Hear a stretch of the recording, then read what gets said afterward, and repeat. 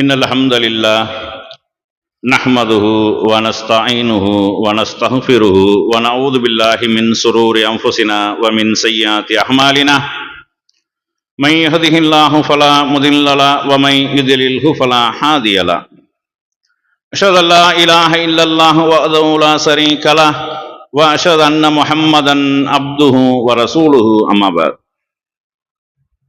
يا أيها الذين آمنوا اتقوا الله وقولوا قولا سديدا يصلح لكم أعمالكم ويغفر لكم ذنوبكم ومن يطع الله ورسوله فقد فاز فوزا عظيما قال نبينا صلى الله عليه وسلم إن أصدق الحديث كتاب الله وأحسن الهدي هدي محمد صلى الله عليه وسلم شر الأمور محدثاتها وكل محدثة بدعة وكل بدعة ضلالة وكل ضلالة في النار.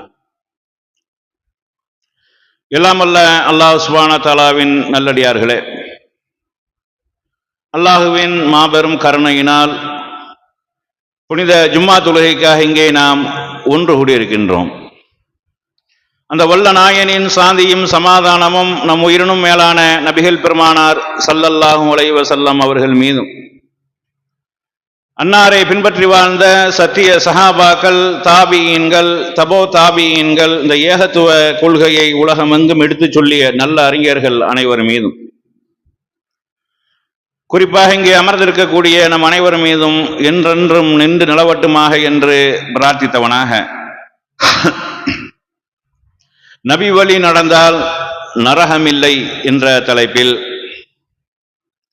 இஸ்லாத்தினுடைய அடிப்படையாக இருக்கக்கூடிய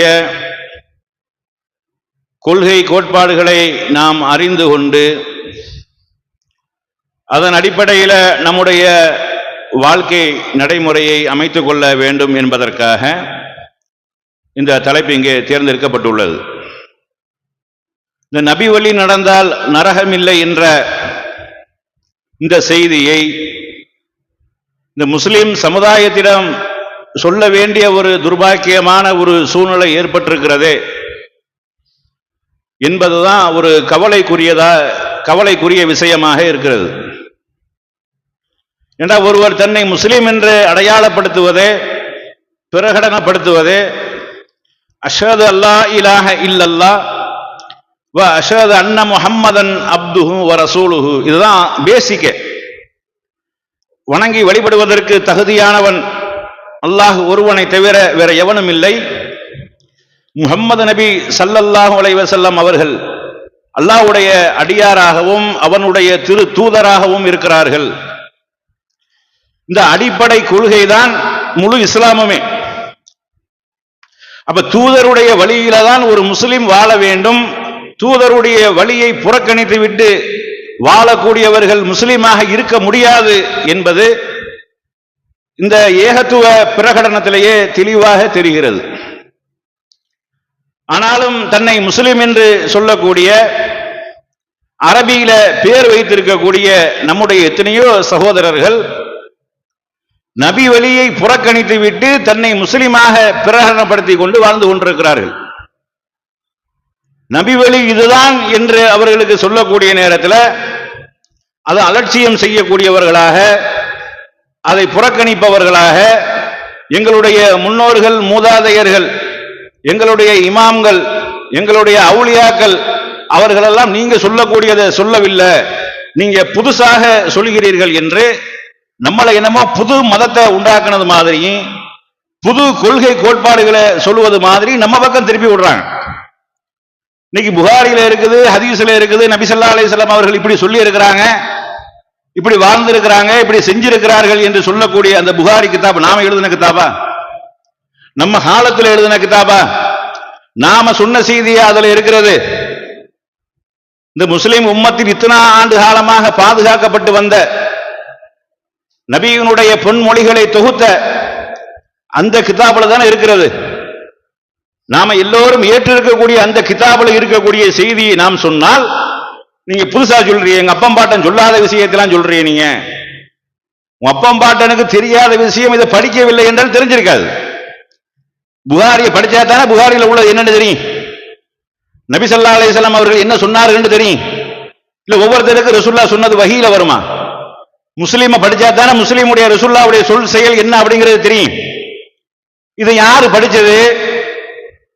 அந்த காலங்களில் நபியினுடைய சொல் செயல்களை தொகுத்துட்டாங்க. கிட்டத்தட்ட 1200 வருஷத்துக்கு முன்னாடியே தொகுக்கப்பட்டு விட்டது. ஆனா உலமாக்கள் அதை சரியான முறையில் படித்தார்களா? நம்முடைய உலமாக்கள் அதை மக்களுக்கு மத்தியில் சொன்னார்களா?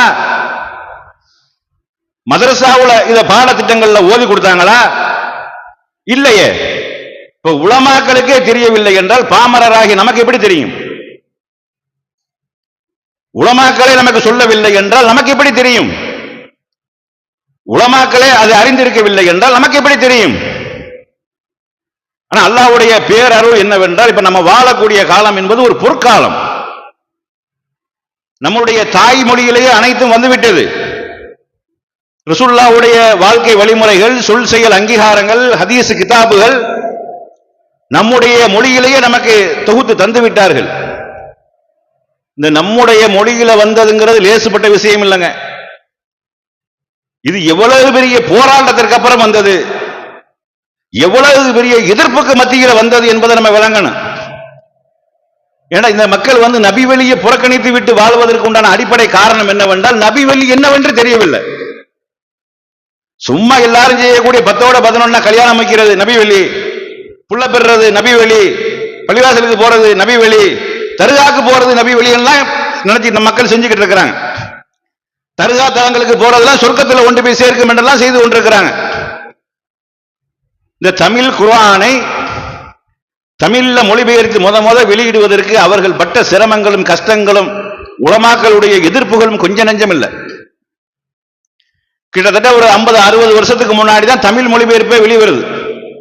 ஆனாக்கான அப்துல் ஹமீது பாக்கவி என்று சொல்லக்கூடிய ஒரு மார்க்க அறிஞர் இந்த சமுதாயத்தில் இந்த அவர்கள் பேசக்கூடிய மொழியில் அந்த குர்ஆனை கொண்டு போய் சேர்க்க வேண்டும், அல்ஹம்துலில்லாஹி ரப்பில் ஆலமீன் என்று ஓதுகிறார்கள். அதனுடைய அர்த்தம் மக்களுக்கு தெரியவில்லை. அது அல்லாஹ் அரபு மொழியில தான் இறக்கி இருக்கிறான். அரபி பேசக்கூடியவர்களுக்கு விளங்கும். அவர்கள் பேசக்கூடிய மொழியில தான் அந்த குர்ஆன் வந்திருக்கிறது. அதை நம்ம மொழிபெயர்த்து கொண்டு போய் சேர்த்தால் இந்த மக்கள் விளங்கிக் கொள்வார்கள், குர்ஆனோட தொடர்பை ஏற்படுத்திக் கொள்வார்கள், குர்ஆன் அடிப்படையில் தன்னுடைய வாழ்க்கையை அமைத்துக் கொள்வார்கள் என்பதற்காக அவர்கள் செய்த முயற்சியை தோற்கடிப்பதற்காக இந்த உலமாக்கள் என்று சொல்லக்கூடியவர்கள் பல்வேறு கட்ட முயற்சிகள் செஞ்சாங்க. அவருக்கு மிகப்பெரிய ஒரு நெருக்கடியை கொடுத்தார்கள், மிகப்பெரிய பிரச்சனையை உண்டாக்கினார்கள். அவர் தொகுத்துட்டாரு, வெளியிடணுமே, பெரிய அளவுல பொருளாதாரம் தேவைப்படும், காசு பணம் கொடுக்க மாட்டோம்ட்டாங்க, தமிழ்ல மொழிபெயர்ப்பது ஹராம்ட்டாங்க, இது காபிர்களுடைய பாசைன்ட்டாங்க, மொழிபெயர்க்க கூடாது என்றெல்லாம் அவ்வளவு எதிர்ப்புக்கு மத்தியில தான் இந்த தமிழ்ல மொழிபெயர்ப்பு முத வந்தது. அது வந்தா மக்களிடத்தில் ரீச் ஆகக்கூடிய அளவுக்கு குர்ஆனை வாங்கி படிக்கணுமே, அதை நம்ம தெரிஞ்சு கொள்ளணுமே. அல்லாஹ் நம்ம இடத்துல என்னத்தை சொல்றான், எதை செய்ய சொல்றான், எதை செய்ய வேண்டாம் என்று சொல்றான், எதை செஞ்சா விரும்புவேன், எதை செஞ்சா வெறுப்பேன் என்று சொல்கிறான் என்ற குர்ஆனை பத்தி ஒன்றான தேடலோ குர்ஆனின் மீதான ஒரு ஈர்ப்போ இருந்ததா என்ற இல்ல. இந்த போலி உலமாக்கள் குர்ஆன் சம்பந்தமாக என்ன வைத்திருந்தார்கள் என்றால் யாசீன்ங்கிற சூறாவை மட்டும் தனியா புக்கு போட்டு வச்சிருந்தாங்க. செத்து போன வீட்டுல ஓதணும், 40 நாளைக்கு ஓதணும், அல்லது ஒரு குர்ஆனை ஓதி என்ன செய்யணும், செத்தவர்கள் பேர்ல பார்சல் பண்ணணும், இதுக்கு எங்களுக்கு கூலி தந்துடும், ஒரு 40 நாளைக்கு நாங்க வருவோம், அல்லது ஒரு மாசத்துக்கு ஒரு நாளைக்கு ஒரு ஜுசுங்கிற பேர்ல இவங்க உட்கார்ந்து ஓதுறாங்களா இல்லையான்னு யாருக்கு தெரியும். காசு பணம் தான் குறிக்கோள்ண்டா இபாதத் இருக்காதுங்க. காசு பணம் பிரதானமாக இருந்தால் அதுல ஈடுபாடு இருக்காது, அதுல இஹ்லாஸ் இருக்காது.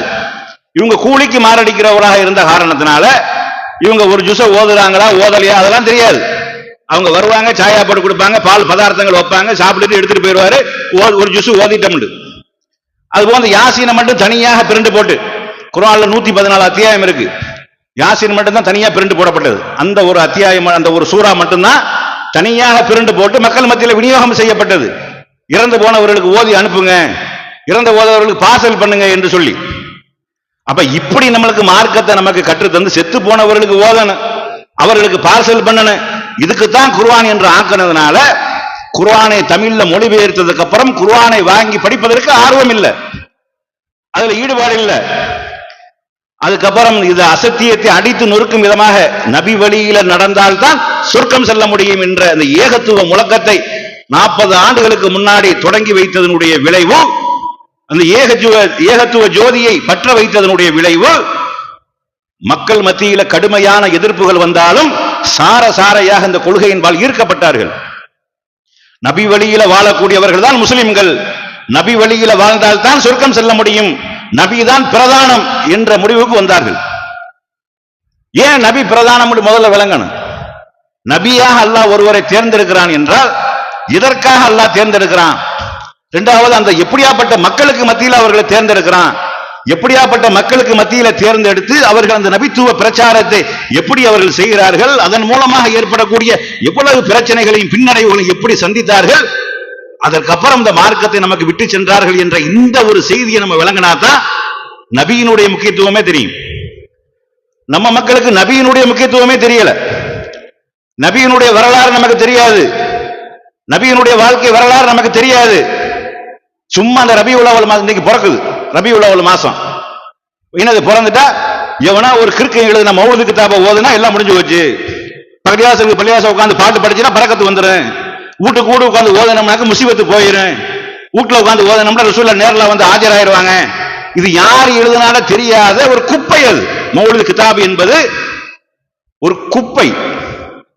குர்ஆன் ஹதீஸிற்கும் இதற்கும் சம்பந்தம் கிடையாது, இஸ்லாத்திற்கும் இதற்கும் சம்பந்தம் கிடையாது, நபி ஸல்லல்லாஹு அலைஹி வஸல்லம் அவர்களுக்கு இந்த மௌலிது பாடல் புஸ்தகத்துக்கும் சம்பந்தம் கிடையாது. இதுல எந்த அளவுக்கு என்றாலும் விளங்கிக் கொள்வதற்காக ஒரு விஷயத்தை சொல்றேன். ஈசா அலைஹிஸ்ஸலாம் அவர்கள் கொண்டு வந்த மார்க்கம் இஸ்லாம் தான். ஒரு இறைவனை வணங்க வேண்டும், நான் அல்லாஹ்வுடைய தூதராக இருக்கிறேன் என்று சொன்னார்கள். அற்புதமான முறையில் பிறந்தார்கள். ஆனாலும் தன்னை நபி என்று பிரகடனப்படுத்துவதற்கு, நபி என்ற மக்கள் நம்புவதற்கு பல்வேறு அற்புதங்களையும் செய்தார்கள். எந்த ஒரு இடத்திலையும் தன்னை கடவுள் என்று அவர்கள் சொல்லவே இல்லை, நான் கடவுளுடைய மகன் என்று சொல்லவே இல்லை. இன்றைக்கு இருக்கக்கூடிய பைபிள் எடுத்துக்கொண்டாலுமே சரிதான், நம்ம இதை சவாலாக விட்டுருக்கிறோம். பைபிள்ல இயேசு எங்கேயாவது ஒரு இடத்துல நான் தான் கடவுள், என்னை மட்டும்தான் நீங்கள் வணங்க வேண்டும், என்னை வணங்கினால்தான் நீங்கள் மோட்சம் அடைவீர்கள் என்று ஒரே ஒரு பைபிள் வசனத்தை காட்டுங்க. அப்படி ஒரு பைபிள் வசனம் இல்லவே இல்லை, பைபிளே இல்லை. அப்ப இப்படி ஒரு கொள்கையை கொண்டு வந்த ஈசா அலைஹிஸ்ஸலாம் அவர்களை அவர்கள் எந்த அளவுக்கு கொண்டு போனாங்க? அவர்களை அல்லாஹ்வாகவும் அவர்களை இறைவனுடைய மகனாகவும் அவர்கள் கொண்டு வந்த கொள்கையை அவர்கள் பேராலேயே குழி தோண்டி புதைத்து விட்டார்கள். புதைத்து விட்டு இன்னைக்கு ஈசா அலைஹிஸ்ஸலாம் அவர்கள் கொண்டு வந்த கொள்கை இல்ல. என்ன கொள்கை இருக்கு? பவுல் உண்டாக்கிய கொள்கை தான் இருக்கிறது. அவர் எழுதின இந்த மத்தேயு, மார்க்கு, யோவான் இந்த சுவிசேஷங்கள் தான் இருக்கிறது. அப்ப ஈசா அலைஹிஸ்ஸலாம் அவர்கள் பேராலேயே அவர்கள் கொள்கை குழி தோண்டி புதைக்கப்பட்டு புது கொள்கை உண்டாக்கப்பட்டது. அது மாதிரி தான் அந்த மௌலிது கிதாப். ரசூல் ஸல்லல்லாஹு அலைஹி வஸல்லம் அவர்கள் எந்த கொள்கையை இந்த மக்களுக்கு மத்தியில போதித்தார்களோ, எந்த ஏகத்துவத்தை இந்த மக்களுக்கு மத்தியில போதித்தார்களோ, அல்லாஹ் ஒருவனை மாத்திரம்தான் வணங்க வேண்டும் என்று போதித்தார்களோ, அவனிடத்தில் மட்டும்தான் பாவ மன்னிப்பு கேட்க வேண்டும் என்ற கொள்கையை போதித்தார்களோ, அவனை வணங்கினால் மட்டும்தான் சொர்க்கம் செல்ல முடியும் என்ற கொள்கையை போதித்தார்களோ, அந்த ரசூல் ஸல்லல்லாஹு அலைஹி வஸல்லம் அவர்கள் பேராலேயே குழி தோண்டி புதைக்கப்பட்டிருக்கக்கூடிய ஒரு புத்தகம் தான் இந்த சுப்ஹான மௌலித் என்று சொல்லக்கூடியது. இந்த பாடல், இதில் இருக்கக்கூடிய எந்த ஒரு பாட்டுக்கும் ரசூலுல்லாஹ்வுக்கும் சம்பந்தம் கிடையாது. இதில் இருக்கக்கூடிய எந்த ஒரு பாட்டுக்கும் ரசூலுல்லாஹ் காலத்தில் சஹாபாக்கள் பாடியது கிடையாது. பாட்டு பாடுவது வணக்கமே கிடையாது. பாட்டு பாடுவது முதல்ல வணக்கமா? சலாம்ங்கிற பேர்ல வந்து ஒரு மனிதருக்கு அப்படி சலாம் சொல்ல, பாட்டு படிச்சுக்கிட்டு சலாம் சொன்னா ஒத்துக்குருவாங்களா? இதை ஆதரிக்கக்கூடிய ஆலிம் சாக்களுக்கு, அஜரத்துமார்களுக்கு, முத்தவல்லிக்கு, ஜமாத் தலைவருக்கு பாட்டு படிச்சுக்கிட்டு சலாம் சொன்னா ஒத்துக்குருவாங்களா? அல்லாஹ்வுடைய தூதரை வந்து அவ்வளவு மட்டமாக நினைக்கிறார்கள். பாட்டு படித்துக் கொண்டே சலாம் சொல்கிறார். ஏதோ ஒரு கருத்தா ஒரு இதா செல்ல வணக்கமாக செய்கிறார்கள். பத்தி சாம்பிராணிகள் கொளுத்தப்பட்டு பதார்த்தங்கள் விரிக்கப்பட்டு பெரிய ஒரு புண்ணியமான ஒரு காரியம் நடக்கிற மாதிரி, பெரிய ஒரு என்னது ஒரு சரியான ஒரு வழியில் நம்ம செஞ்சு கொண்டிருக்கிற மாதிரி பாட்டு படிக்கிறத ஒரு வணக்கமாக ஆக்கி வச்சிருக்கிறாங்க. பாட்டு படிப்பது, கவிதைகள் என்பது வணக்கமாக இருந்தால் அது முதல்ல தெரிந்திருக்க வேண்டிய ஆள் ரசூலுல்லாஹ். ரசூலுல்லாஹ்க்கு தொழுகை தெரியாதுன்னு சொல்ல முடியுமா? ரசூலுல்லாஹ்க்கு நோன்பு தெரியாதுன்னு சொல்ல முடியுமா? ரசூலுல்லாஹ்க்கு ஸகாத் ஹஜ்ஜினா என்னன்னு தெரியாதுன்னு சொல்ல முடியுமா? ரசூலுல்லாஹ் எந்த ஒரு வணக்கத்தையும் நமக்கு சொல்லித் தராமல் போயிருப்பாங்களா? அல்லாஹ் ரசூலுல்லாஹ்க்கு இந்த பாட்டு கவிதையை சொல்லிக் கொடுக்கவே இல்லை. அது உங்களுக்கு தேவையில்லைங்கிறான். வமா அல்லம்னாஹு ஸிஹ்ர வமா யம்பஇ லஹு இன் ஹுவ இல்லா திக்ரும் வ குர்ஆனும் முபீன். நபியே உமக்கு கவிதை தேவை கிடையாது, கற்றுத்தரவில்லை, அது உமக்கு தேவை இல்லை. உனக்கு என்னது கவிதை? கவிஞனா நீங்க கவிஞர் இல்ல, மார்க்கத்தை போதிக்க வந்து அல்லாஹ்வுடைய தூதர். உங்களுக்கு நம்ம கவிதையை கற்றுத்தரவில்லை, அது உங்களுக்கு தேவையில்லை இப்படின்னு சொன்ன உடனே என்ன செய்யறாங்கடா, ரசூலுல்லாஹ்க்கு எழுத தெரியாது படிக்க தெரியாது அப்படிங்கிறாங்க. ஆனா ரசூலுல்லாஹ்க்கு எழுத தெரியாது படிக்க தெரியாதுடா, உண்மைதான். ஆனா ரசூலுல்லாஹ்க்கு எழுத தெரியாது படிக்க தெரியாதுக்கு அல்லாஹ் காரணம் சொல்றான். என்ன காரணம் சொல்றான்? நபியே நீங்கள் எழுத தெரிந்தவர்களாக படிக்க தெரிந்தவராக இருந்தா இந்த முட்டா பையல்கள் சந்தேகப்பட்டிருப்பாங்க. நீ அல்லாஹ்வுடைய வேதம்னு சொல்லக்கூடிய நேரத்தில் அவன் சந்தேகப்பட்டிருப்பான். ஒரு படித்த பண்டிதர்னால உருவாக்கப்பட்டது அல்லாஹ்விடமிருந்து வந்ததில்லைன்னு சந்தேகப்பட்டிருப்பான். கவிதை சம்பந்தமா அப்படியே சொல்லப்படுது. கவிதை சம்பந்தமா அப்படியே ரசூலுல்லாஹ் சொன்னார்கள். அதுக்கு உனக்கு தேவையே இல்லை அல்லாஹ்வுடைய தூதர், உங்களுக்கு தேவை கிடையாது. அது கவிதை என்பதை நாம் இவர்களுக்கு கற்றுக் கொடுக்கவில்லை, அது தேவையில்லை. அஸ்ஸுஅராஉ யத்தபிஉல் காவூன், கவிஞர்கள் வீணர்கள் தான் பின்பற்றுவார்கள் என்று கவிஞர்கள் என்ற ஒரு அத்தியாயத்தை அல்லாஹ் வச்சிருக்கிறான். இப்போ பாட்டை உட்கார்ந்து பள்ளிவாசல்ல உட்கார்ந்து படிக்கிறீங்க, பள்ளிவாசல்ல பாட்டு படிக்கலாமா? நீங்க நாவூர் கனிவா பாட்டை 10 பேர் அங்கிட்டு கிட்டமா உட்கார்ந்து படிப்பீங்களா? நீங்க மௌத்தையே நீ மறந்து வாழலாமுங்கிற பாட்டை இங்கிட்டு 5 பேர் அங்கிட்டு 5 பேர் உட்கார்ந்து நடுவுல பலகாய போட்டு சாம்பிராணியை கொளுத்தி வச்சு ஆப்பிள் பழத்தை அறுத்து வச்சு பேரிச்சம் பழத்தை வச்சு படிப்பீங்களா உட்கார்ந்து? அவர் ஒரு அடி படிக்கும், இவர் ஒரு அடி படிக்கும், இப்படி படிப்பீங்களா நீங்க? பள்ளிவாசல்ல பாட்டு படிக்கிறதுக்கு முதல்ல தடை இருக்கு. நல்ல பாட்டா இருந்தாலும் பள்ளிவாசல்ல படிக்க கூடாது. நபிகள் நாயகம் ஸல்லல்லாஹு அலைஹி வஸல்லம் அவர்கள் பள்ளிவாசலில் கவிதை பாடுவதை தடை செய்தார்கள் என்ற ஆதாரபூர்வமான ஹதீஸ் அபூதாவுதுல பதிவு செய்யப்பட்டிருக்கிறது. இவங்க அத நபி வழியே நடக்கிறதே கிடையாது. ஆனா தன்னை முஸ்லிம் என்று சொல்லிக் கொள்றாங்க. இந்த பாடல் பள்ளிவாசல்ல உட்கார்ந்து படிக்கிறது நபி ஸல்லல்லாஹு அலைஹி வஸல்லம் அவர்கள் தடை செய்தார்கள் என்ற ஹதீஸ் இருக்கிறது. இவங்க பள்ளிவாசல்ல உட்கார்ந்து பாட்டு படிக்கிறாங்க. இவங்க என்ன விளங்கிட்டாங்க? அரபியில எழுதி இருந்தா இது அல்லாஹ்விடமிருந்து வந்தது விளக்கி வச்சுட்டாங்க. நம்மளுக்கு அதான் காரணமே, இந்த உலமாக்களுக்கு அதான் காரணம். ஒண்ணும் தெரியாது. அரபியில உள்ளது அல்லாஹ்விடமிருந்து வந்தது. அரபு நாட்டில் இருக்க எல்லா புத்தகமும் இருக்குங்க, பாட புத்தகம் இருக்குது, பாலா போன புத்தகமும் இருக்குது அரபியில. நம்ம நாட்டில் என்ன தமிழ்ல புத்தகம் இருக்குதோ அது மாதிரி அரபியிலும் இருக்குது. இவங்கள்ட்ட கொண்டு கொடுத்தமாக்கா ஒருத்தன் பாலா போன புத்தகத்தை உட்காந்து படிச்சுக்கிட்டு தானே வைங்க, நம்மளால அரபியில இவன் உட்காந்துக்கிட்டு ஆமி ஆமி ஆமின்னு சொல்லிக்கிட்டு இருப்பாங்க. ஏன் அரபின்னா அப்படி ஆகி போச்சு. இது சிரிக்கிறதுக்கு விளையாட்டு சொன்னதில்லை. 1990 வந்து ஈராக்கு குவைத்துக்கு சண்டை வந்துச்சு. சண்டை வந்திருக்கக்கூடிய நேரத்தில் நம்ம ஆளுக்கு நிறைய பேர் என்ன செஞ்சிருந்தாங்க, குவைத்துக்கு போயிருந்தாங்க. அப்ப குவைத்தில் உள்ள ஆட்கள் எல்லாம் வெளியேற்ற, அந்த காலத்தில் இந்த மாதிரியான டெலிபோன்லாம் இல்ல, வாட்ஸ்அப் இன்ஸ்டாகிராமு இந்த மாதிரியான உடனே தகவல் வரக்கூடிய பரிமாற்றங்கள் அதெல்லாம் இல்லை. ரேடியோ தான் அதிகம். டிவி 1-2 வீட்டில் இருக்கு, ரேடியோக்கள் தான் அதிகம். 1990 அப்ப வந்து ரேடியோவில் செய்தி சொல்றது ரொம்ப கம்மி. பாட்டு போடுவான், பல கதைகள் சொல்லுவான், செய்தி ஒரு குறிப்பிட்ட ஒரு நேரத்தில் தான் செய்தி சொல்லுவான். செய்தி சொல்லும் பொழுது அவன் தமிழ்ல சொல்லிக்கிட்டு இருக்கிறவன் திடீர்னு என்ன செய்வான், அவன் அரபியில அவங்க பேசுவாங்க இல்ல, அதை இடையில போட்டு விடுவாங்க. இவங்க நம்ம ஆளுக்கு உட்காந்துட்டு ஆமின்னு சொல்லிக்கிட்டு இருக்காங்க. அரபியில அந்த மாதிரி யுத்தம் நடந்துகிட்டு இருக்கு, எல்லாத்தையும் வெளியே போக சொல்லி இருக்கிறோம், எல்லாம் பாதுகாப்பா இருக்கிறாங்க, இந்த மாதிரியான தகவலை சொல்லுவான் அரபியில. அரபியில சொன்னால நம்ம பொம்பளை ஆளுக்கு தலையில துண்டத்துக்கு போட்டுறது. அவன் என்ன சொல்றான், ஏது சொல்றான், அதெல்லாம் ஒண்ணும் தெரியாது. அரபின்னா என்னது, அது அல்லாஹ்வுடையது. இப்படிங்கிற அளவுக்கு இந்த மக்களை பாமரர்களா ஆக்கி வைத்து உங்களுடைய வருமானத்தை வளர்த்தீர்களே, உங்களுக்கு வருமானத்திலேயே பறக்கத்து இருந்துச்சா? ஒண்ணுமே இல்லை. இந்த மாதிரி சம்பாதிச்ச பணத்தை வச்சு நீங்க என்ன செஞ்சீங்க? நீங்க ஒரு தோட்டம் துறவு வாங்கி இருக்கிறீங்களா? இன்னைக்கு அதிகமான ஆளுங்களை பார்த்தீங்களா என்னது, கையர் நிலையில தான் இருக்கிறாங்க. அப்ப இந்த மாதிரி மார்க்கத்தை வைத்து, மார்க்கத்தை சத்தியத்தை சரியான முறையில் மக்கள் சொல்லாமலும் இந்த மார்க்கத்தை வைத்து வயிறு வளர்ப்பதனுடைய காரணமாகவும் தான், அதனாலதான் அந்த நபி வழினா என்னன்னு தெரியல, இன்னைக்கு நம்ம சொல்லக்கூடிய நேரத்தில் புதுசா தெரியுது. ஏன் இவங்க முன்ன பண்ண கேள்விப்பட்டிருந்தா தானே, முன்ன பண்ண விளங்கி இருந்தா தானே, அவன் அப்பா பாட்ட சொல்லி கொடுத்திருந்தா தானே, உலமாக்கள் அது தெரிஞ்சிருந்தா மக்களும் சொல்லியிருப்பாங்களா இல்லையா? இது தமிழ்ல மொழி வெளிவரக்கூடாதுங்கிறதுக்காக இந்த உலமாக்கள்லாம் ஒன்று கூடி என்னென்ன காரியம் பண்ணியிருக்காங்கன்னா, அரபு தமிழ்னு ஒரு தமிழையே உண்டாக்கிருக்காங்க. அரபியே படிக்க தெரியாத ஆளுகளுக்கு அதிகமா குர்ஆன் அரபியில ஓதுறது ரொம்ப கம்மி. ஓரளவுக்கு முன்னாடி ஓதுனாலும் இப்ப சுத்தமா இல்லை. அரபியில நம்மளுக்கு மதரசா பள்ளிக்கூடத்துக்கு அனுப்பிடுறாங்களே ஒழிய மதரசா மக்தப் மதரசாக்கு அனுப்புறது இல்லை.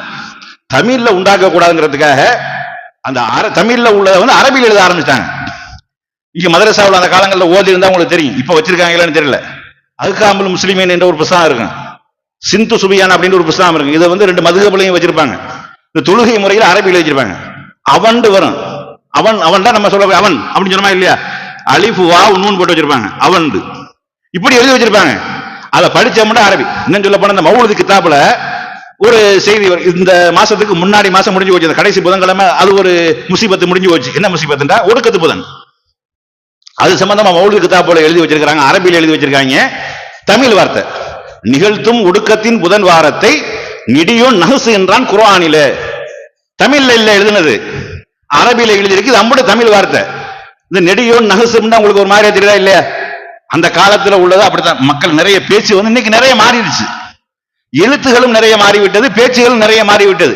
நெடியோண்டா உங்களுக்கு எல்லாத்துக்கும் தெரியுமா? திருக்குறள் எல்லாத்துக்கும் தெரியுமா? தெரியாது. தமிழ்ல தான் எழுதி இருக்குது.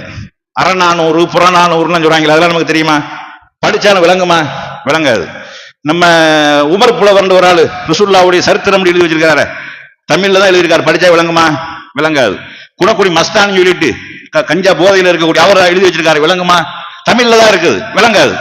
அது ஒரு இலக்கியமான ஒரு தமிழ். அந்த மாதிரி எழுதி வச்சிருக்காங்க. நிகழ்த்தும் ஒடுக்கத்தின் புதன் வாரத்தை நெடியோன் நஹ்ஸ் என்றான் குர்ஆனில். குர்ஆன்ல அப்படிலாம் கிடையாது.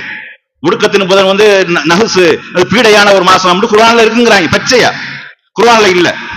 இப்படி அரபு தமிழ்ல எழுதலாமே ஒழிய தமிழ்ல எழுதக்கூடாது, அரபியில உள்ளதை மொழிபெயர்த்து தமிழ்ல எழுதக்கூடாது என்று சொல்லி அவ்வளவு பெரிய போராட்டங்கள் பிரச்சனைகள். இது காஃபிர்களுடைய பாஷை. மொழிக்கும் காஃபிருக்கு என்னப்பா சம்பந்தம் இருக்கு? முதல்ல மொழி எல்லாம் அல்லாஹ்வுடையதுதான்.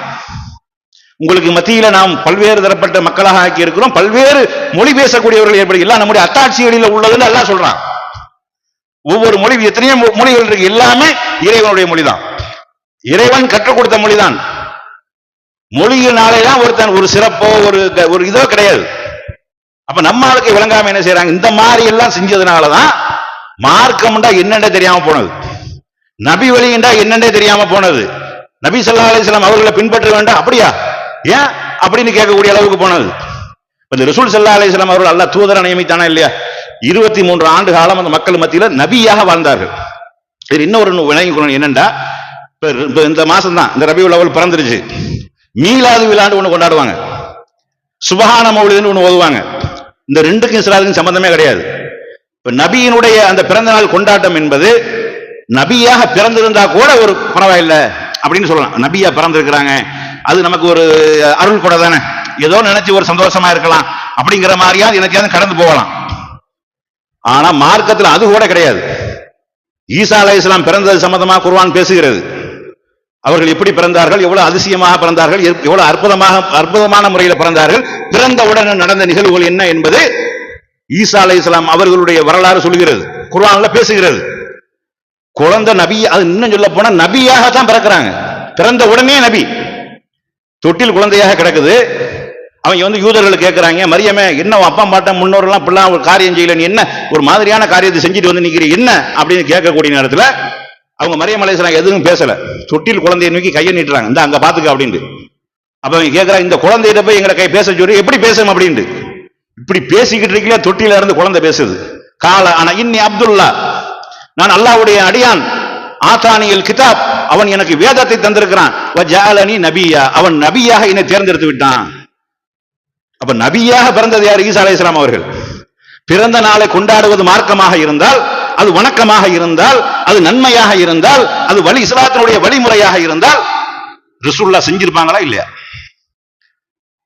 நமக்கு சொல்லி தந்திருப்பாங்களா இல்லையா? முன்னவர்கள் செஞ்சுக்கிட்டு தானே இருக்க. நம்மளுக்கு முன்னாடி வேதம் கொடுக்கப்பட்டவர்கள் அந்த காரியத்தை பண்ணிக்கிட்டு இருக்கிறான். நமக்கு தெரியாது எப்ப பிறந்தாங்க, 25ங்கிறாங்க அல்லது 1ங்கிறாங்க, அது நமக்கு தேவையில்லை. அவங்க அப்படி ஒரு வழிமுறையை உண்டாக்கி வச்சு செஞ்சுக்கிட்டு இருக்கிறாங்க. ரசூலுல்லாஹ் எத்தனையோ விஷயங்களை அங்கீகரிச்சிருக்காங்களா இல்லையா? அதாவது யூத கிறிஸ்தவர்கள் செஞ்ச சில விஷயங்களை ரசூலுல்லாஹ் அங்கீகரிக்கவும் செஞ்சிருக்கிறாங்க, உண்மைதான் அப்படின்னு சொல்லிட்டு.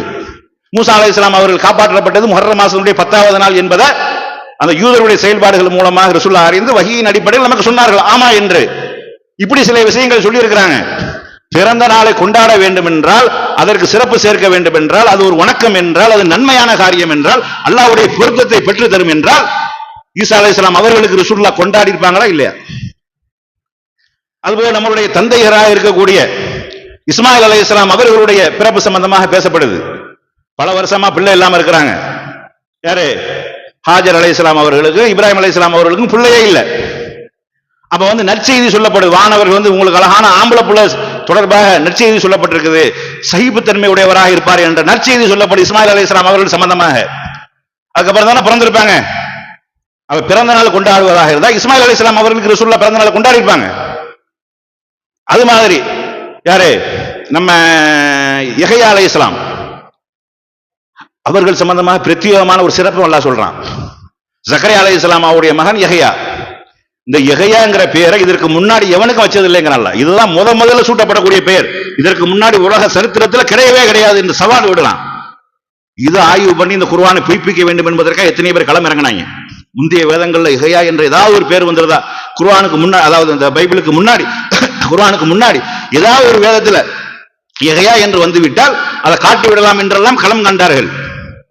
ஜக்கரியா அலைஹிஸ்ஸலாம் அவர்களுக்கு எப்படி குழந்தை பிறந்தது? நான் தள்ளாத வயதில் இருக்கிறேன், என்னுடைய முடிகள் எல்லாம் நரைகளால் மின்னுகிறது, என்னுடைய எலும்புகள் எல்லாம் பலவீனம் அடைந்து விட்டது, என் மனைவி வேற மலடியாக இருக்கிறாள், எனக்கு பிள்ளையத்தா, நான் உன்னிடத்துல கேட்பதிலிருந்து துர்பாக்கியசாலியாக நான் ஆக மாட்டேன், எனக்கு பிள்ளைய தாண்டி கேட்டார்.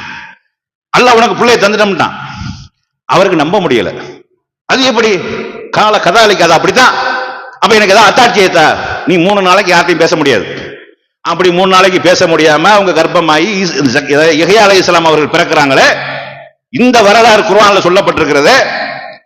அப்ப ஒரு நபி பிறந்தார்கள் என்பதற்காக கொண்டாட வேண்டும் என்றால், இன்னும் சொல்ல போனா யஹ்யா அலைஹிஸ்ஸலாம் அவர்களுக்கும் சிறு வயதிலேயே வேதம் கொடுக்கப்பட்டது. யா யஹ்யா ஹுலில் கிதாப், வேதத்தை பற்றி பிடிப்பீராக என்று யஹ்யா அலைஹிஸ்ஸலாம் அவர்களுக்கு சொல்லப்படுது. அப்ப ஒரு மனிதன் பிறந்தால் பிறந்ததற்காக கொண்டாட வேண்டும். கொண்டாடுவது என்பது மார்க்கம், அது இஸ்லாத்தினுடைய வழிமுறை என்று இருக்குமேயானால் ரசூலுல்லாஹ் செஞ்சிருப்பாங்களா, செஞ்சிருக்க மாட்டாங்களா? சரி, தனக்காக ரசூலுல்லாஹ் பிறந்த நாள் கொண்டாடினார்களா? இல்ல. இரண்டாவது, ரசூல் ஸல்லல்லாஹு அலைஹி வஸல்லம் அவர்கள் பிறக்கும் போது நபியாக பிறக்கல. அப்துல்லாவுக்கும் ஆமினாவுக்கும் மகனாக தான் பிறந்தார்கள். நபியாக ரசூலுல்லாஹ் பிறந்தது தெரிஞ்சிருந்தா அன்னைக்கே காலி பண்ணிருப்பாங்க. மக்காவுல 13 வருஷம் ரசூலுல்லாஹ் எப்படி வாழ்ந்தார்கள் என்பது நமக்கு தெரியும். அவர்கள் எப்படி இருந்தார்கள் என்பது தெரியும். கடைசியாக கொன்று விட வேண்டும் என்று துடித்துதான் அவங்க ஹிஜ்ரத் செஞ்சு வெளியே போனாங்க. ரசூலுல்லாஹ்வுடைய தலைக்கு விலவேசப்பட்டு 100 ஒட்டகங்கள் பரிசளிக்கப்படும் என்று விலவேசப்பட்டதுக்கு அப்புறம் தான் ரசூலுல்லாஹ் மக்காவில் இதுக்கு மேல இருக்க முடியாது என்று அல்லாஹ்வுடைய உத்தரவின் அடிப்படையில் மக்காவை விட்டு மதீனாவுக்கு ஹிஜ்ரத் சென்றார்கள். பிறக்கும் போது நபியா தான் தெரிஞ்சிருந்தா அன்னைக்கு அபூஜஹல் கழுத்தை பிடிச்சிருப்பான், அபூலஹப் கழுத்தை பிடிச்சிருப்பான். ஏன்? அபூலஹப்ங்கிறது ரசூலுல்லாஹ்க்கு பெரிய வாப்பா அல்லது சின்ன வாப்பா, ரெண்டுல ஒண்ணுதான். அபூஜஹல் அவன் அங்கதான் இருக்கிறான். அப்ப ரசூலுல்லாஹ் பிறக்கும் போது நபியாக பிறக்கவில்லை. 40 வயசு வரைக்கும் அவர்களுக்கு தெரியாது ஈமான் என்றால் என்ன, இஸ்லாம் என்றால் என்ன என்பது நபியே உமக்கு தெரியாது, நாம தான் சொல்லி தந்தோம் நல்லா சொல்றான். உங்களுக்கு வேதம் என்றால் என்னவென்றே தெரியாது, நாம தான் உங்களுக்கு கற்று தந்தோம். 40வது வயசுல நபியாக நபி ஸல்லல்லாஹு அலைஹி வஸல்லம் அவர்கள் ஆனார்களே, அந்த நாளை அல்லாஹ் கண்ணியப்படுத்துகிறான், அந்த நாளை அல்லாஹ் புனிதப்படுத்துகிறான். எந்த அளவுக்கு புனிதம் என்றால், இன்னா அன்ஸல்நாஹு ஃபீ லைலத்துல் கத்ர் வமா அத்ராக மா லைலத்துல் கத்ர் லைலத்துல் கத்ரி ஹைரும் மின் அல்ஃபி ஸஹர். குர்ஆன் முத இறங்கப்பட்டது நம்ம நம்புறோமே. குர்ஆன் முத இறங்கப்பட்டதுல என்ன அர்த்தம்னா, ரசூலுல்லாஹ் அப்பதான் தூதராக நியமிக்கப்படுகிறார் என்ற அர்த்தம். ரசூலுல்லாஹ்வுக்கு வஹி வருது என்ற அர்த்தம். ரசூலுல்லாஹ் தூதராக ஆகிவிட்டார்கள் என்ற அர்த்தம். அப்ப ரசூலுல்லாஹ் தூதராக நியமிக்கப்பட்டது 1000 மாதங்களை விட சிறந்தது என்றால், 1000 மாதங்களை விட சிறந்த அந்த நாளை கண்ணியப்படுத்த வேண்டும் என்று அல்லாஹ் சொல்கிறான் என்றால், நபி ஸல்லல்லாஹு அலைஹி வஸல்லம் அவர்கள் ஒவ்வொரு ரமலானின் கடைசி 10 நாட்களில் ஒற்றைப்படை இரவுகளை, அந்த இரவை தேடிக் கொள்ளுங்கள், நான் நபியாக ஆக்கப்பட்ட அந்த இரவு, குர்ஆன் அருளப்பட்ட அந்த இரவு, அதை நீங்கள் தேடிக் கொள்ளுங்கள் என்று சொல்கிறார்கள் என்றால், அப்ப அல்லாஹ் எதை கண்ணியப்படுத்துகிறான், எதை போற்றுகிறான்? ரசூலுல்லாஹ் அருள்தான், அருள் கொடைதான், மாற்றம் இல்ல. ரசூலுல்லாஹ் எப்ப அருள் கொடை? நபியாக ஆனதுதான் அருள் கொடை. வமா அர்ஸல்நாக இல்லா ரஹ்மத்தன் லில் ஆலமீன். அகில உலகத்திற்கு நபியை உம்மை அருளாக அனுப்பி இருக்கிறோம் என்றால், நபியாக அனுப்பினது அல்லாஹ் சொல்றானா? அப்துல்லாவுக்கு ஆமினாக்கு மகனாக பிறந்தது அல்லாஹ் சொல்றானா? மகனாக பிறந்தது சொல்லப்படவில்லை, நபியாக பிறந்தது சொல்லப்படுகிறது, நபியாக அனுப்பப்பட்டது சொல்லப்படுகிறது, நபியாக தேர்ந்தெடுக்கப்பட்டது சொல்லப்படுகிறது. உலக மக்கள் அனைவரும் காஃபத்தன் லின்னாஸ், மனித குலம் முழுமைக்கும் நீங்கள் தூதர் என்று நபியை தான் சொல்லப்படுகிறது ஒழிய குழந்தை அல்லாஹ் சொல்லவில்லை. ரசூலுல்லாஹ் பிறக்கும் போது நபியா பிறக்கவில்லை. அப்ப ரசூலுல்லாஹ் தன்னுடைய பிறந்த நாளை கொண்டாடு மார்க்கமா இபாதத்தா இருந்தால் ரசூலுல்லாஹ் நமக்கு காட்டியிருப்பாங்களா இல்லையா? இன்னைக்கு இந்த பரலவிகள் வந்து ரசூலுல்லாஹ் புகழ்ற அந்த ரபியுல் அவ்வல் வாழ்ந்து வந்து விட்டாலே அவங்களுக்கு கொண்டாட்டம். ஏன் கொண்டாட்டம்னா, ரசூலுல்லாஹ் ரபியுல் அவ்வல் மாசத்துல தான் மௌத்தா போனாங்க. சைத்தானுக்கு தான் கொண்டாட்டமா இருக்கும். சைத்தான் ரசூலுல்லாஹ் மௌத்தா போனது ரபியுல் அவ்வல், ஆனா பிறந்தது ரபியுல் அவ்வல் என்பதற்கு எந்த ஆதாரமும் இல்லை. அப்ப ரபியுல் அவ்வலை கொண்டாடுவதற்குரிய நாளாக ஆக்குவது என்றால் யாருடைய வேலை? ரசூலுல்லாஹ் மௌத்தா போனது எவனுக்கு சந்தோஷம்? சைத்தானுக்கு தான் சந்தோஷம். அவன் அன்னைக்கு தான் மிகப்பெரிய சந்தோஷத்தில் இருந்திருப்பான். ரசூலுல்லாஹ் என்னைக்கு மௌத்தா போனார்களோ அன்னைக்கு முஸ்லிம்கள் அனைவரும் கண்ணீர் மல்க அழுதார்கள், கவலையில உறைந்து போனார்கள். ரசூலுல்லாஹ்வுடைய மரணத்தை அந்த சமுதாயத்தால் ஏற்றுக்கொள்ள முடியவில்லை. ஆனா மகிழ்ச்சி அடைந்த ஒரே ஒரு ஜீவன் யார் என்றால் சைத்தான். அப்ப இந்த மாசத்து ரபியுல் அவ்வல் மாசம் வந்துட்டா இவனுக்கு கொண்டாட்டம். யார் தூதருடைய மரணத்தை நேசிக்கிறானோ அவனுக்கு கொண்டாட்டம். யார் நபி வழியை நேசிக்கிறார்களோ அவர்களுக்கு எல்லா நாளும் ஒரே நாள் தான். இந்த ஒரு மாசத்துல மட்டும் நீ நாங்க ரசூலுல்லாஹ்வுடைய வரலாறு சொல்றோம், ரசூலுல்லாஹ்வை நாங்க புகழ்றோம். மற்ற மாசத்துல என்ன செய்யற நீ? அது ரசூலுல்லாஹ்வுடைய வரலாறு சொல்ல மாதம் இல்லையா? மற்ற மாசத்துல எக்கேடு கிட்டும் போலாமா? ஒரு மூமின் ஒவ்வொரு நாளும் ஒவ்வொரு மணி துளிகளிலும் ஒவ்வொரு வினாடிகளிலும் தன்னுடைய வாழ்க்கையில் நபியினுடைய வழி பிரதிபலிக்க வேண்டும். சாப்பிடும் போது பிஸ்மில்லா சொல்லி சாப்பிட்டா நபி வழியை பேணுறேன் அர்த்தம். சாப்பிட்டு முடிச்ச உடனே அல்ஹம்துலில்லாஹ் சொன்னா நபி வழியை பேணுறேன் அர்த்தம். செருப்பு வலது காலில் போட்டேன்னா நபி வழியை பேணுறேன் அர்த்தம். அஸ்ஸலாமு அலைக்கும் என்று வீட்டுக்குள்ள நுழைந்தீங்கன்னா நபி வழியை பேணுறேன் அர்த்தம். பள்ளிவாசல் நுழையும் போது சொன்ன துவாவை ஓதுனா நபி வழியை பேணுறேன் அர்த்தம். மறைவான இடங்கள்ல மலஜலம் கழித்தா நபி வழியை பேணுறேன் அர்த்தம். அதுக்கு போற துவாவை ஓதிட்டு போனீங்கன்னா நபி வழியை பேணுறேன் அர்த்தம். ஆடை அழகான முறையில் அணிவது நபி வழியை பேணுவது. இப்படி ஒரு மனிதன் ஒவ்வொரு வினாடியும் பிறந்ததில் இருந்து மரணிக்கிற வரைக்கும், விழித்ததில் இருந்து உறங்குற வரைக்கும் நபியை நேசிக்க வேண்டும், நபியை ஃபாலோ பண்ண வேண்டும், நபியினுடைய அந்த செயல்பாடுகளை புகழ வேண்டும் என்று நமக்கு மார்க்கம் சொல்லியும் ஒரு மாசத்துக்கு கதை பாட்டு படிச்சுட்டு உட்கார்ந்துக்கிட்டு பிற மதத்திலிருந்து காப்பி அடிக்கப்பட்ட அந்த பிறந்த நாளை கொண்டாடிக்கிட்டு நாங்க நபியை புகழ்றோம். என்ன நபியை புகழ்ற நீ? உன்னுடைய வாழ்க்கை நபி வழியில் அமைத்திருக்கிறியா? நீ உன்னுடைய தொழுகை நபி வழியில் இருக்கிறதா? உன்னுடைய நோன்பு நபி வழியில் இருக்கிறதா? மதுஹப் வழியில் இருக்குதா? இமாம்கள் வழியில் இருக்குதா? நீ சொல்ல முடியுமா? நான் மதுஹப் எல்லாம் தூக்கி கடாசிட்டு நபி வழியை நான் ஏற்றுக்கொள்வேன் என்று சொல்ல முடியுமா? குர்ஆன் ஹதீஸ் மட்டும்தான் என்னுடைய மார்க்கம் என்று உனக்கு சொல்ல முடியுமா? என்ன நபி வழியை பின்பற்றிய? என்ன நபியை நேசிக்கிறிய? நபியை நேசிக்கிறது என்றால் மற்ற எல்லாரையும் கீழே கொண்டு வந்துடணும். லா யூமினு அஹதுக்கும் ஹத்தா அகூன ஹப்ப இலைஹி மின் வாலிதிஹி வ வலதிஹி வன்னாஸி அஜ்மஈன். நீங்கள் ஒருபோதும் இறை நம்பிக்கையாளராக மூமின்களாக ஆகவே முடியாது. தாயை விட, தந்தையை விட, சொத்தை விட, செல்வத்தை விட, பிள்ளைகளை விட, வியாபாரத்தை விட, அனைத்தையும் விட என்னை நீங்கள் நேசிக்காத வரைக்கும் நீங்கள் மூமினாக முடியாது. அந்நபி அவுலா பில் முஃமினீன மின் அன்ஃபுஸிஹிம். மூமின்களுக்கு தங்கள் உயிரை விட மேலானவர்கள் இந்த அல்லாஹ்வுடைய தூதர். நீ என்ன நேசிக்கிற? அல்லாஹ்வுடைய தூதர் என்ன நேசிக்கிற? அவர்களுக்காக நீ என்ன தியாகம் பண்ணி இருக்கிற? ஒரு நபி வழியை மக்கள் மத்தியில சொல்லி நீ ஒரு பிரச்சனை, மக்கள் மூலத்தனமாக இருக்கிறார்கள், மடத்தனத்தில் இருக்கிறார்கள், மூட நம்பிக்கையில ஊறி போயிருக்கிறார்கள். நபி வழியை எடுத்து சொல்லி எங்கேயாவது பஞ்சாயத்து ஆயிருக்குதா? ஒண்ணுமில்ல. மக்களோடு மக்களாக கலந்து நீ 10ஓட 11 ஒன்னா கலந்து விட்டிய ஒழிய சத்தியத்தை சரியான முறையில் சொல்லி இருக்கிறீங்களா நீங்க? அப்ப நம்ம பார்க்கிறோம், நபி வழி நடந்தால் நரகம் இல்லைண்டா நபி வழி நடக்கக்கூடியவர்கள் நரகத்திலிருந்து பாதுகாப்பு பெறுவார்கள், நரகத்திற்கு செல்ல மாட்டார்கள். நபி வழி அல்லாத மற்ற வழியில செல்லக்கூடியவர்கள் நரகத்திற்கு செல்வார்கள் என்பதுதான் இது நமக்கு சொல்லக்கூடிய விஷயமாக இருக்கிறது. அதனால நபிகள் நாயகம் ஸல்லல்லாஹு அலைஹி வஸல்லம் அவர்கள் எதை நமக்கு மார்க்கமாக தந்தார்களோ, எந்த நன்மையெல்லாம் செய்யுமாறு நமக்கு ஏவினார்களோ, எந்த தீமைகள் எல்லாம் நம்ம விட்டு தடுத்தார்களோ, எதையெல்லாம் நம்மளுக்கு ஹலால் ஆக்கினார்களோ, எதையெல்லாம் நமக்கு ஹராம் ஆக்கினார்களோ, அந்த மாதிரியான காரியங்களை சரியான முறையில் அறிந்து அவர்களை சரியான முறையில் ஃபாலோ பண்ணக்கூடிய நன்மக்களாக அல்லாஹ் நம் அனைவரையும் ஆக்கி அருள் புரிவானாக என்று கூறி என்னுடைய இந்த முதல் உரையை நிறைவு செய்கின்றேன். வாஹிர் தவானா அனில் ஹம்துலில்லாஹி ரப்பில் ஆலமீன்.